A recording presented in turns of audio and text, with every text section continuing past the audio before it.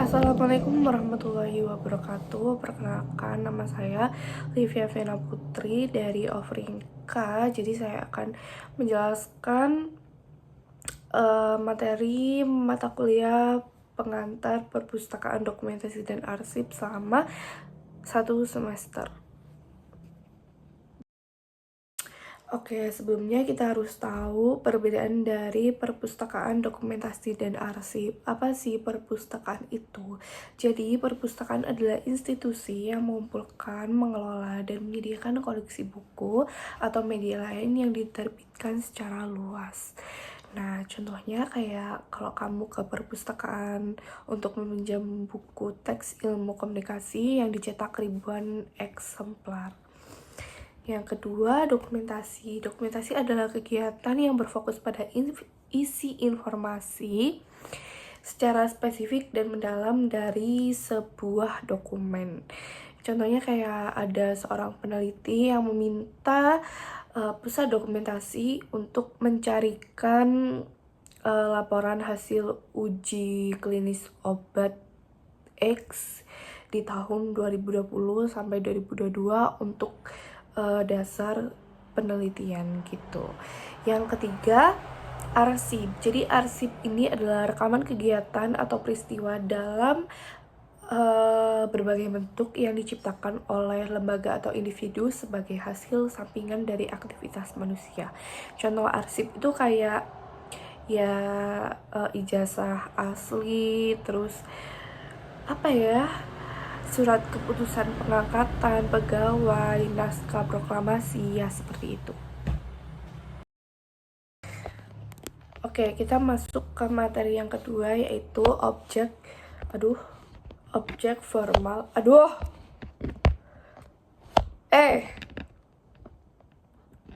Nah, objek, ya Allah.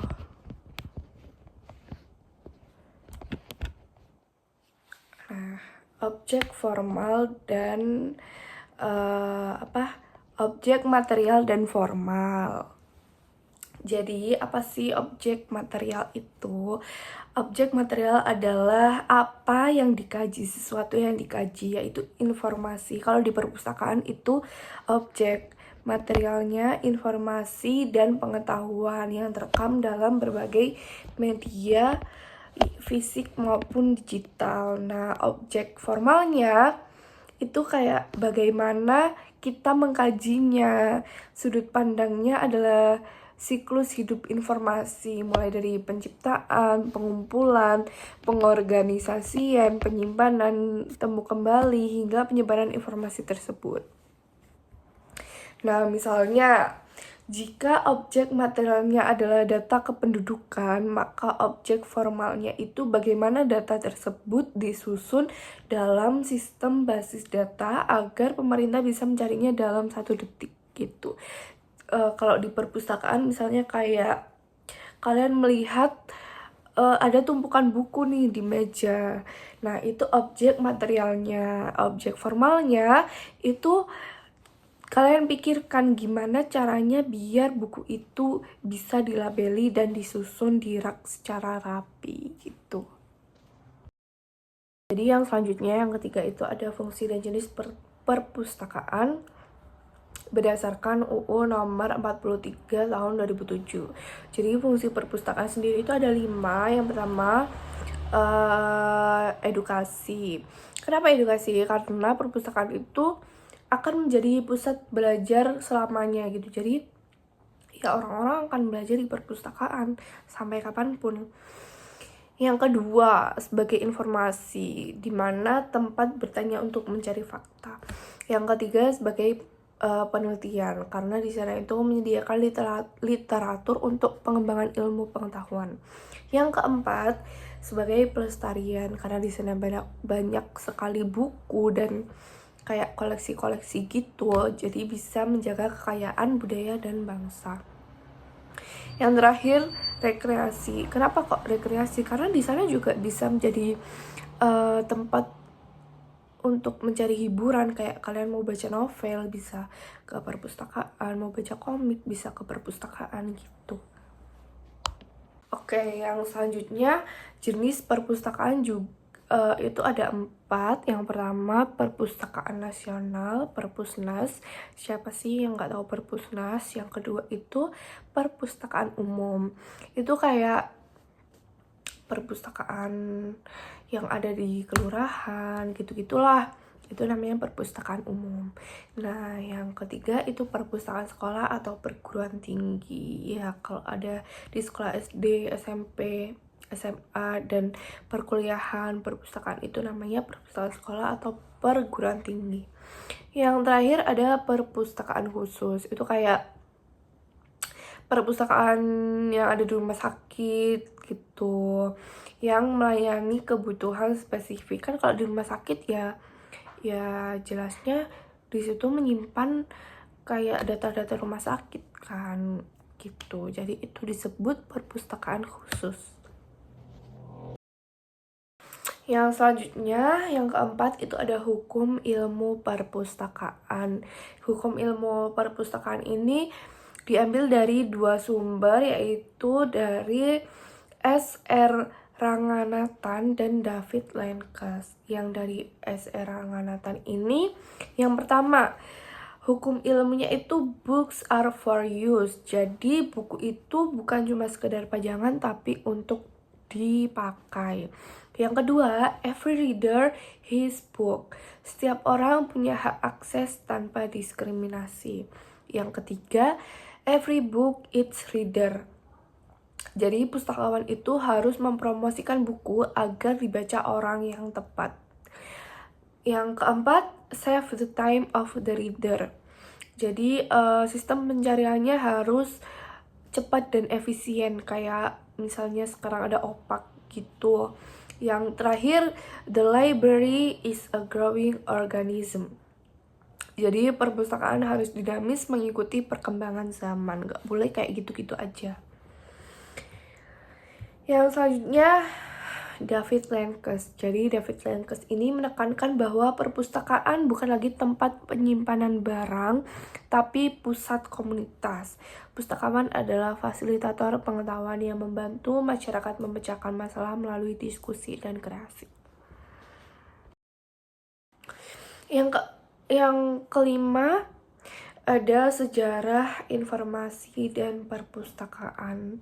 Jadi ada 4 evolusi media rekam manusia, dimana yang pertama itu zaman kuno, yang orang-orangnya itu masih pakai tanah liat untuk menulis gitu. Yang kedua abad pertengahan, jadi udah mulai penulisannya itu di atas kulit hewan. Terus yang ketiga itu revolusi cetak, itu pada tahun 1450. Itu udah mulai pakai mesin cetak. Dan itu buku sudah mulai menyebar, tapi masih murah gitu, dan informasi juga sudah mulai menyebar ke rakyat biasa. Yang keempat, era informasi itu 1940 sampai saat ini, sampai sekarang, dimana sudah ada penemuan komputer, internet, hingga AI. Terus perpustakaan juga berubah dari gedung fisik menjadi digital library. Yang selanjutnya, kerjasama di perpustakaan atau collaboration. Jadi tidak ada perpustakaan yang bisa berdiri sendiri, atau no library is an island. Jadi mereka itu butuh kerjasama, dan kerjasama itu ada 2, antar perpustakaan dan dengan institusi atau komunitas. Nah, contohnya antar perpustakaan itu kayak resource sharing, berbagi koleksi, interlibrary loan, kayak pinjam antar perpus, terus katalog induk, satu website untuk mencari buku di banyak tempat. Nah, itu contoh kerjasama antar perpustakaan. Sedangkan dengan institusi atau komunitas itu kayak kerjasama dengan komunitas penulis untuk peluncuran buku, atau dengan sekolah untuk literasi dini. Contohnya, Perpustakaan Nasional bekerja sama dengan Google untuk mendigitalkan buku-buku kuno. Yang selanjutnya itu ada teknologi di perpustakaan. Jadi seiring berkembangnya zaman, perpustakaan itu sudah menggunakan teknologi-teknologi yang bagus gitu. Contohnya seperti RFID atau Radio Frequency Identification. Jadi RFID ini menggantikan sistem barcode tradisional. Setiap buku ditempeli chip kecil yang bisa dibaca oleh sensor tanpa harus bersentuhan fisik. Nah, contoh RFID sendiri itu kayak kalau kalian misal ke suatu tempat perbelanjaan gitu, kan di depan tokonya itu kayak ada apa sih, alat panjang yang berdiri di depan itu. Kalau kalian belum bayar terus kalian uh, mengambil barang itu, terus kalian kayak keluar dari situ, nah itu biasanya alatnya akan bunyi gitu. Nah itu kalau di perpustakaan tujuannya uh, untuk keamanan. Jika buku dibawa keluar tanpa diproses, sensor di pintu akan berbunyi. Nah itu contohnya teknologi yang ada di perpustakaan. Yang selanjutnya adalah pengertian informasi. Jadi informasi itu apa sih? Sebelum kita memahami informasi, kita harus melihat posisinya antara data dan pengetahuan. Nah, kalau data itu fakta mentah yang belum diolah, sedangkan informasi itu data yang sudah diberi konteks sehingga bermakna gitu, jadi bermakna. Nah, sedangkan pengetahuan itu adalah informasi yang dihubungkan dengan pengalaman dan pemahaman. Contoh data.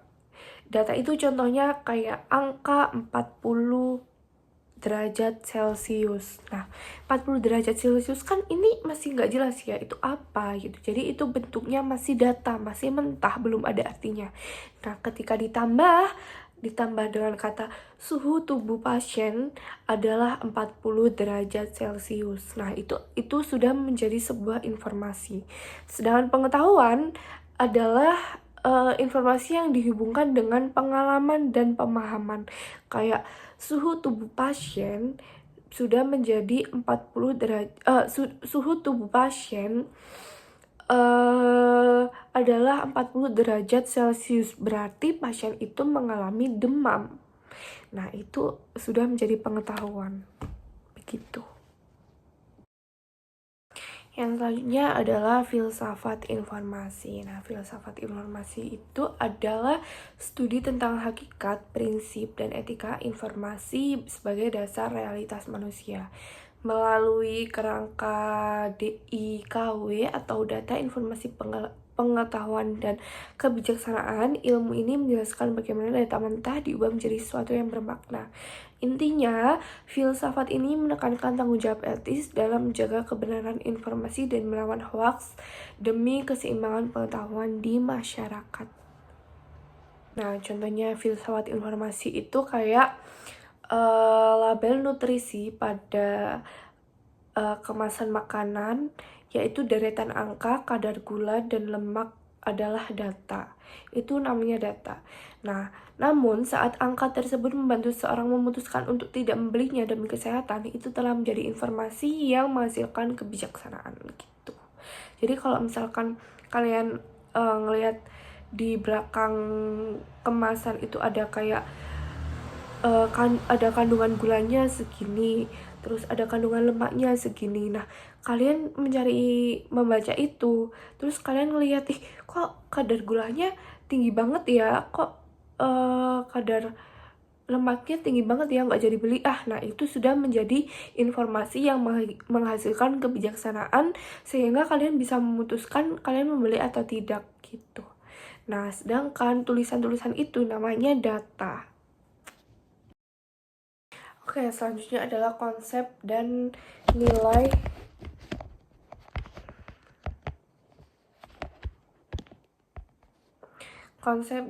informasi. Jadi apa sih konsep informasi itu? Konsep informasi adalah pemahaman bahwa informasi merupakan data yang telah diproses, diorganisasikan, dan diberi konteks sehingga memiliki makna bagi penerimanya. Tanpa konteks, sebuah data hanyalah angka atau simbol mati. Nah, nilai informasi itu ditentukan oleh seberapa besar informasi tersebut membantu seseorang dalam mengambil keputusan dan mengurangi ketidakpastian. Contohnya ya kayak yang tulisan informasi komposisi di dalam di belakang kemasan tadi gitu. Contoh lainnya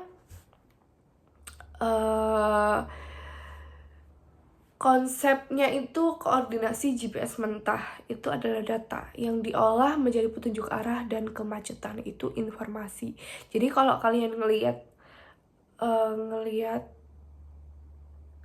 GPS gitu, kalian mau ke suatu tempat, nah koordinasi mentah GPS-nya itu data, kayak berapa kilo kalian kesananya, itu adalah data diolah menjadi petunjuk arah. Nah yang biru-biru biasanya itu kayak ada yang biru, berarti kalau biru itu lancar jalannya, kalau merah itu macet. Nah itu sudah menjadi informasi. Nah nilainya, jika aplikasi memberi tahu ada kecelakaan di depan saat ini juga, nilainya sangat tinggi karena kamu bisa mencari rute lain kan di situ. Namun jika informasi kecelakaan itu baru muncul setelah kamu terjebak macet, maka informasi tersebut sudah kehilangan nilainya. Contoh lainnya kayak kalian dapat informasi diskon flash sale di Shopee itu jam 12, sedangkan kalian dapat informasinya itu jam 11.59 1 menit. Kalian kan masih tahu, nah itu informasinya masih ada nilainya. Kalau kalian dapat informasi ada flash sale di Shopee jam 12 tapi kalian dapat informasinya jam 1, kan itu percuma. Jadi informasi itu tidak ada nilainya, kalian tidak bisa memanfaatkan informasi itu gitu. Yang selanjutnya, profesi lulusan ilmu perpustakaan. Jadi sebenarnya ada banyak, tapi yang pasti itu adalah pustakawan. Pustakawan itu ada banyak, ada pustakawan offline yang biasanya kita ada di perpustakaan, dan pustakawan online atau pustakawan digital itu ahli manajemen koleksi online. Yang kedua yang pastinya arsiparis, itu orang yang mengelola dokumen rahasia di suatu perusahaan atau instansi. Yang keempat, information analyst, yaitu orang yang menganalisis tren data untuk strategi bisnis. Yang keempat, metadata spesialis, yaitu orang yang mengatur struktur data di aplikasi digital. Yang selanjutnya yaitu hak cipta, hoax, dan sensor. Apa sih hak cipta itu? Jadi hak cipta itu gunanya untuk melindungi hak ekonomi penulis. Perpustakaan dilarang menyebarkan bajakan. Jadi kalau kalian membeli buku bajakan itu sudah melanggar hak cipta.